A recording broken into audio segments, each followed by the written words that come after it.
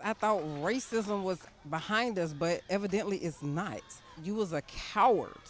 You went in there and shot these innocent people for nothing that you didn't even know. Family members of victims reacting to the racially motivated mass shooting in Jacksonville Saturday that took the lives of 3 black people. Angela Michelle Carr, 52 years old. Anolt Joseph, or AJ Laguerre Jr., 19 years old.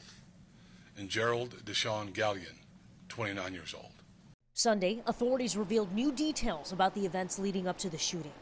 Investigators say before the gunman opened fire at a Dollar General store, he showed up in the parking lot of a historically black university nearby and was turned away by security for refusing to identify himself.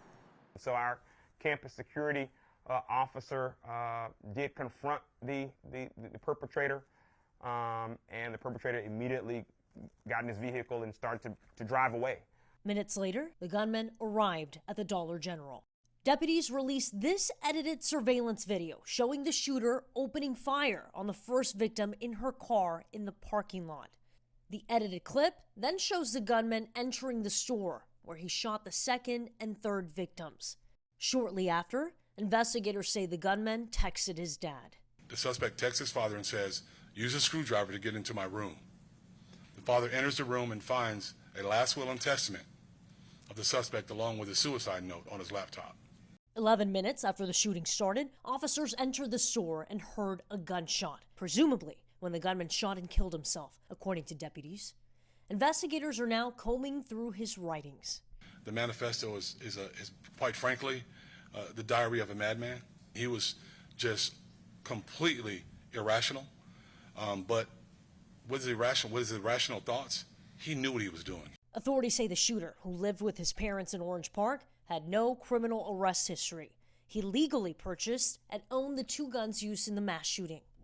The Justice Department is now taking part in the investigation, calling it a hate crime and an act of racially motivated violent extremism. Father, today we pray for healing. Healing for the families, healing for generational curses. Sunday, friends, family, and community members gathered at a vigil for the victims. We just thought it'd be appropriate to bring AJ a little something. Gerald was a fun, loving young man. He was very active in my granddaughter's life. She loved her daddy, and her daddy loved her. He didn't miss a beat in her life. One state lawmaker says she's having a hard time processing the senselessness of it.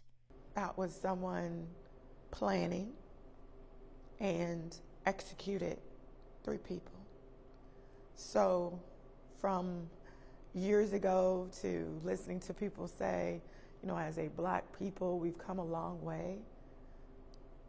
After what happened yesterday, I question that and say, have we really?